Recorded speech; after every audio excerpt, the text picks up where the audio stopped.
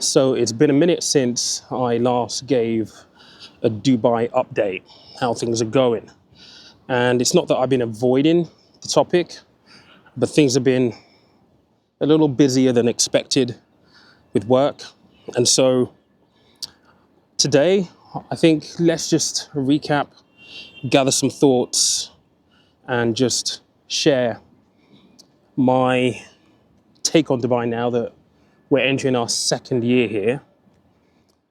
And hopefully if you're moving to Dubai, this will give you a barometer of maybe what to expect. And if you're already here, hopefully this will resonate with you as well.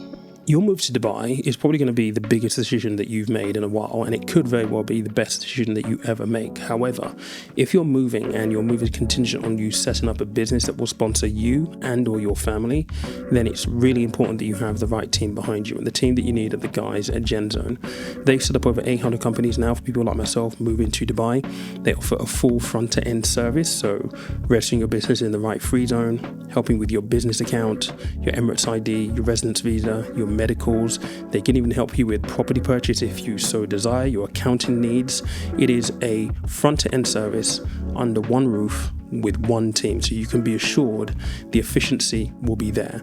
Their customer service reviews are absolutely stellar. Here's a couple from our Telegram group right now, and I would encourage you to book a no obligation call with Kevin and the team. There is a link in the description and pinned in the comments for you to chat to Kevin and the guys to see how they can help you in your transition over to Dubai.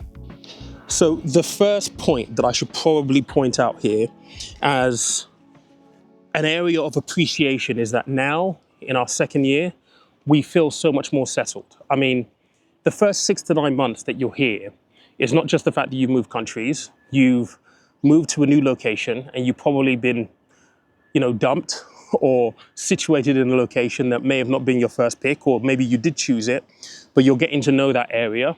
And then the important stuff takes over almost instantaneously.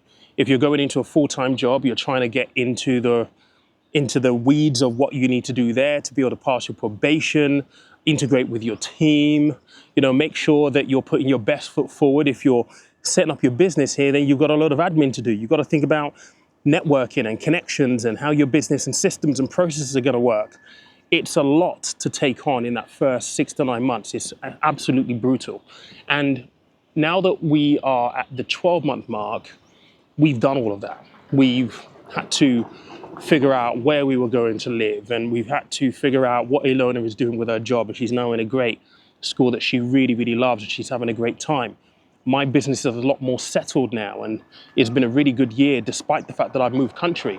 And so there's been a lot that has been going on, and from here on out, being settled, feeling settled, it gives us an amazing springboard to think about how we want to enjoy the UAE for the time that we're going to be here for, be that short term or long term. A few months ago, I made a video where I talked about how easy it is to come here, set up your life 4,000 miles away from the UK, but you find yourself falling into the same routine that you had back in the UK, i.e. you wake up in the morning, you go to your job or you work on your business, the weeks fly by. Because you're knackered from the week, you stay in on Saturday, don't really do much despite your best intentions. Then Sunday rolls around and you're preparing again for Monday. And that means that you don't get to enjoy the things that you potentially moved here for. And I found myself in that routine. And in that video, I talked about how important it is to make sure that you're being as intentional as possible about enjoying the things that you came here for, or the lifestyle features that you moved here for. And since that video, one of the things that I have been able to do is to build a routine that allows me to enjoy all of those things. Let me just explain really quickly. We talk about routine a lot, and oftentimes I think it's oversold or sometimes even undersold. When I say routine, it's not something that's rigid, that doesn't have the ability to flex or change. I think a routine that doesn't have any flexibility in it is, well, there's no point, because you need flexibility. You know, I'm able to dial in my work hours as much or as little as I would like. I'm a workaholic at heart, so most of the time I do a lot of work, and sometimes I'll admit I'm probably not doing the best work, but I have this mentality that I have to be working in order to earn money.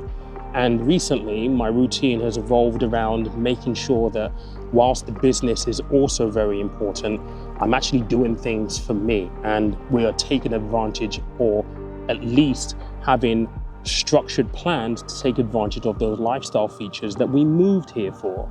And so with that, we found that our social activity, our social diary is so much better than it ever has been because we have something planned. Not every weekend, but we have things to look forward to. We're actively looking at the things that, you know, were key features in the conversation of us moving here. And that has been a real revelation. And if you're going to move to Dubai, granted in those first 6 to 9 months, you're going to be really busy and you're going to be really kind of, you know, in the deep end, and you'll struggle. Let's be honest, you will. You'll have that initial rush of euphoria because you're in a new environment and you've never experienced it before potentially. But after all of that wears down, you'll start to miss home. And if you're not structured enough to really focus on the things and the reasons why you moved here, that could be a really, really difficult period. Like I said, we've been through that. And now that we're into our second year, the routine that we have right now is absolutely phenomenal. And it's definitely something that has been beneficial to me, and it's definitely been beneficial to Ilona. It's made our time here a lot more enjoyable. And we hope that this continues for a much, much longer period. All right, so this next point is gonna sound stupid to some people because people already have this habit locked down, but I don't, and I haven't for a long time. And that is something that connects to the routine part. One thing that is great about being here is the fact that you do get an appreciation for the weather, the climate, and what it potentially encourages you to do. And what I mean by that is being more active, being more health conscious, and just trying to be the best version of yourself.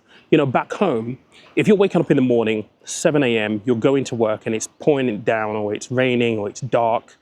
You know, for me at least, let me speak for myself, I never really felt motivated to go to the gym. I would have spots where I would go, but I would never be able to kind of, you know, get that habit locked in because there were just so many other factors. And in the UK, there's a lot to be said for the fact that if you are waking up in the morning and it's dark, you're probably not going to feel as motivated. That's been the biggest thing for me here. In the morning, the sun is out, I feel better. I feel more motivated. I want to get out and do things. And recently, I've really made a point of locking down a gym routine and getting into the gym. And I haven't done this since I was in my 20s. In my 20s was very, very different, you know. In my 20s was about having a six-pack and, you know, having a bit of size so that you were more attracted to women. Now it's not so much about that. It's about making sure that I'm active as I head into my 50s, which is scary to say, but it's true. I'm 46 next month. So being able to build my body to be able to support the activities that I want to be able to do whilst I'm here, and even beyond that, whether I go back to the UK or not, is really, really important. And I've managed to be able to lock that down into a routine now. And it's only because I know that I wake up in the morning, it's gonna be sunny, it's not gonna rain. And because I've now got my routine locked down, I have a couple of hours in my diary specifically for the gym, and I feel so much better for doing so. And that's one of the perks of being here. Everybody wants to be the best version of themselves. You know, it's not about the things that we worry about back home, about energy bills and fuel cost and rent and all this kind of stuff. Yes, those worries are still here, but people, I guess, focus on different things. They're on the things that make life worthwhile because you have the fundamentals around the climate and the weather here. It's very hard to explain and to articulate. I don't know whether I've done a good job on that, but if you move here, and if you have moved here, I'd love to know whether that has made you think twice about how active you keep yourself, or you found yourself being here, because I've definitely wanted to, you know, be physically better and build myself physically. And that's because it's Dubai. This is terrible, terrible framing, by the way. All you can see right now is silhouette, but I think it looks quite cinematic. I want to talk about the last point that I think I want to make in this video, and that is, again, from personal reflection, the fact that Dubai is a great launching pad to parts of the world that we've never been before. You know, on my bucket list have always been the Maldives or the Seychelles, and from the UK, that's a long flight. But from here, Maldives is about 4 hours away. Seychelles is about the same. We also want to go to Japan, Hong Kong, Singapore. We want to see, you know, places in Australia, New Zealand. They're a little bit more further afield, but those are places that we have on our bucket list. We've spoken recently about going to Cairo to see the pyramids. And that is something that is only 4 hours and 15 minutes away from us in Dubai. So that's what we're going to do. We're going to use Dubai to act as a launch pad for us to go traveling and see places, see things, experience things that we haven't before. And whilst we're here, take advantage of, you know, the travel bug as and when we get it, because we're exposed and we have access to different parts of the world from this launch pad. And I think if you have the travel bug, this is a great place to be, especially if you want to go further afield. And for me, I'm looking forward to that. We haven't yet booked Cairo. I think that might be the first one. We were speaking about Sri Lanka a couple of days ago, but I think Cairo, the pyramids, will be really nice, and we want to do it in the best way possible. So we're looking forward to that. Look, I think if I'm going to wrap up this video, I've got to walk back to the car because my ticket is literally going to run out in about 6 minutes time. My last words to you, last word sounds a bit ominous. My closing words to you would be, look, there are so many hurdles that you need to jump over in order to get here. Difficult decisions need to be made. You need to be ready financially. You need to make sure that you've got things in place to give you support, right? If you can overcome those things and take that step to get here, yeah, the first 6 to 9 months will be difficult. But if you can persevere and you end up persevering beyond that 9-month, 12-month period, I think you'll find that you'll be in a much better position. Now, that is not to say that it's perfect here. Not at all. There are little things here and there that kind of like bug me a lot of the time. But I wouldn't say that those things are any worse than the things that we experienced back in the UK that really cheese us off, if I can speak today. So yeah, is it worth it? It is definitely worth it. I was going to quote some Missy Elliott right there. Is it worth it? Can I work it? But you should definitely make the move for sure. And look, I've enjoyed making this video today. My routine has allowed me to do this. Well, I'm just out and about today, just chilling, did a bit of shopping, had a little walk around Dubai's Hill Park. Can't speak. And yeah, I'm now going back to the house. Going to edit this. You'll see this in a few hours' time. Enjoy the day, whatever it is that you're doing. We have a meetup, not this Saturday, the following Saturday, 1st of November. If you're already in Dubai, or maybe if you're part of the Telegram group and you haven't been in the Telegram group for some time, we are meeting 1st of November, Saturday, Pier 7, Dubai Marina at Cargo. If you want to bring kids, family, that's completely fine. Up until 9 p.m, kids are allowed into the venue. Our first one last month was a success. Forgot to take pictures, as I normally do. But if you want to attend, please reach out to me in the Telegram group. I have an area booked. It's going to be a great chance for us to kind of meet up, socialize, make friends, build networks. If you've not joined the Telegram group yet either, make sure you do. All right, I'll catch you next week. Cheers.